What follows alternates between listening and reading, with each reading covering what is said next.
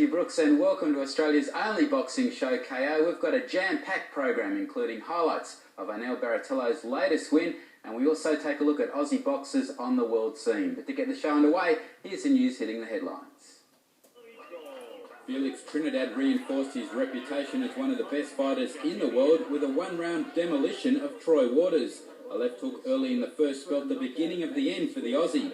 The IBF welterweight champ then trapped a wounded Waters on the ropes, who collapsed under a volley of punches. The 32-year-old Waters said afterwards that he will retire, while Trinidad will now gain a shot at the WBC super welterweight champ Terry Norris. On the same card, WBC strawweight champ Ricardo Lopez did what he does best, knocking out the latest boxer to challenge for his crown, Alex Sanchez. Lopez has held the title for nearly 7 years. WBC featherweight champ Rufito Vasquez has kept alive his prospects of fighting Nazim Hamed with another successful defence of his title. Meantime, in an upset, WBA middleweight champ William Joppy has lost his title to Julio Cesar Green. Joppy, who was filling in for WBO champ Lonnie Bradley, scored 2 knockdowns and said he thought he'd done enough to win the fight, but the judges were unanimous in crowning Green the new champ. And finally, Joe Bugner says he's blown away by the PABA's decision to strip him of his heavyweight title. Bugner is now believed to be pursuing a showdown with Colin Wilson, who won the vacant Australian title when he decisioned Vince Cervi last year. And with Jeff Fennick away, I'm joined by the editor of the World of Boxing, Ray Wheatley. And Ray, Joe Bugner has had an amazing career. It would be good to see him get another shot at the national title. Oh yeah, I think Joe Bugner's still got plenty left for Mathew. He's up there, he has been up there in the world ratings for quite some time. And at age 47, 48, he's still got a lot left. Now I get the feeling that maybe Colin Wilson isn't all that keen to fight him, and you'd understand that with that huge experience edge. Yeah, I think anyone that's actually based here in Australia would start an outsider against Bugner, with all Bugner's background. When you think he's fought guys like Muhammad Ali, Joe Frazier, some of the greatest fighters of all time. And, he's done well against them. And Ricardo Lopez comes away with another great win. They talk about Roy Jones and Oscar De La Hoya in the pound-for-pound battle, but really he's got to be right up there. Yeah, unfortunately, he's only a little guy and sometimes they forget him. But when you look at, especially the way he fought the other day, he fought tremendous against Alberto Sanchez. And he's certainly up there with one of the greatest pound-for-pound in the world. And a sad end there for Troy Waters. Yeah, Troy, you've been in the world ratings for around 9 years with all the major bodies, and Troy's been a fantastic fighter in his time, and had he had the breaks, I'm sure he would have won a world title. He just looked like a shot fighter, didn't he? I think it's just all come to the end. It came out that he was carrying an injury into the fight, and I just feel that it's just come at a bad time to get a fight with someone who's a superstar in Felix Trinidad. Yeah, and it does set up a great matchup between Trinidad and Norris. What's your pick there? I'd have to lean towards Trinidad. I think Trinidad's is equal in ability to Roy Jones Jr. I think he's probably the best pound-for-pound in the world.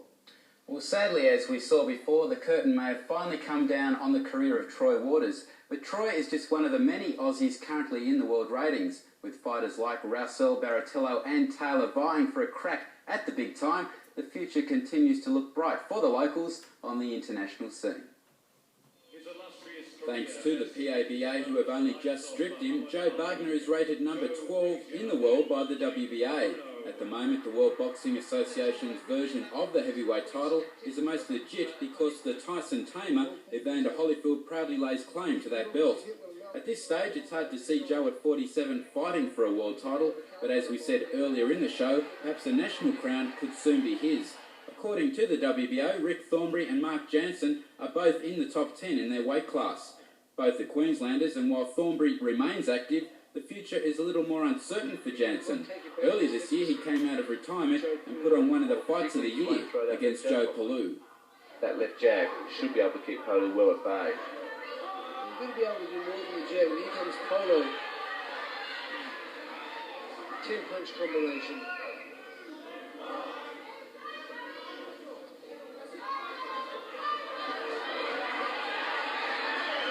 That's the uppercut. I can't bowl. There it is again. Every time he throws it, he stops him in his tracks. He's thrown it 5 times in the fight instead of 500 times like he should have thrown it. And back comes Polo. I'd like to get somebody later on to count the punches thrown in this fight. Well, it's non-stop action so far. But a broken hand in that contest has seen him sidelined for the past 6 months. Another PABA champ, Darren Obah, is rated number 1 by the WBA at middleweight. However, his hopes of gaining a shot in the immediate future received a setback when William Joppy was beaten last weekend. In January, Obah showed enormous courage to overcome Anthony Andrews. This fight has been fought at such a pace, and I wonder how long they can keep the speed up here. I'm sure you can go on a super fit fighter, Darren. In the super welterweight division, Ernie Artango is rated at number 6 by the WBC and number 4 by the IBF. Inactivity has been a major problem for the Queenslander, but he does possess good power. Artango may take instruction, using it herself. Come on, baby.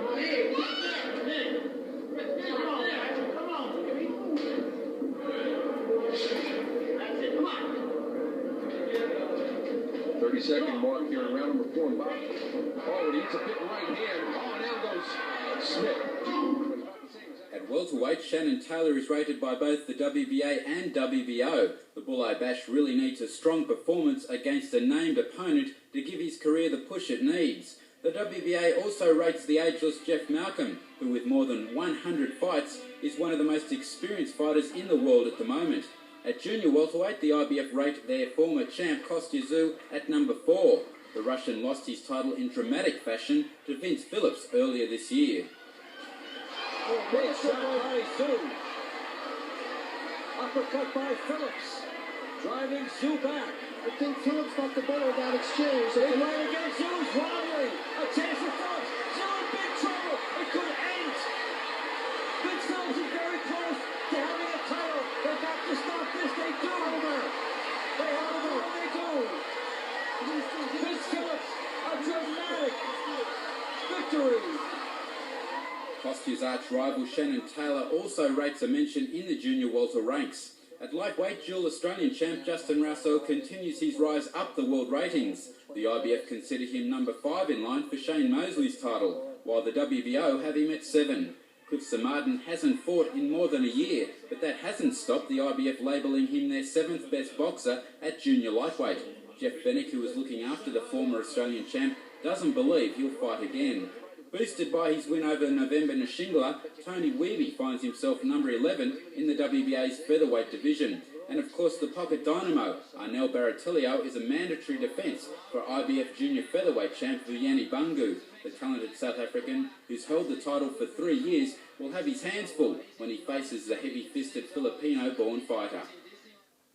And just before we talk about the fighters, Ray, we see they're the world governing bodies, the different world governing bodies. You're aligned with the IBF. Do you think they are the best?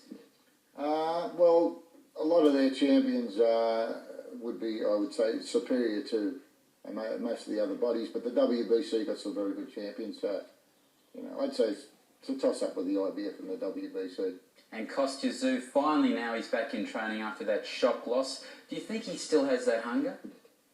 I certainly hope so. I believe he's back in training. I spoke to him last week, and I just wanted to get his what he's going to do as far as he's going to stay with the IBF or is he going to go after a WBC crown.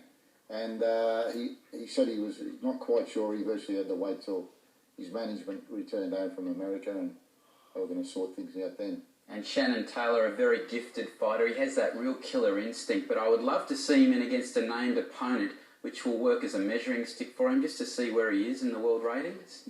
Yeah, I think Shannon's got the ability to go all the way. I think the bigger name opponent they put him in with, I think you'll see the best of him.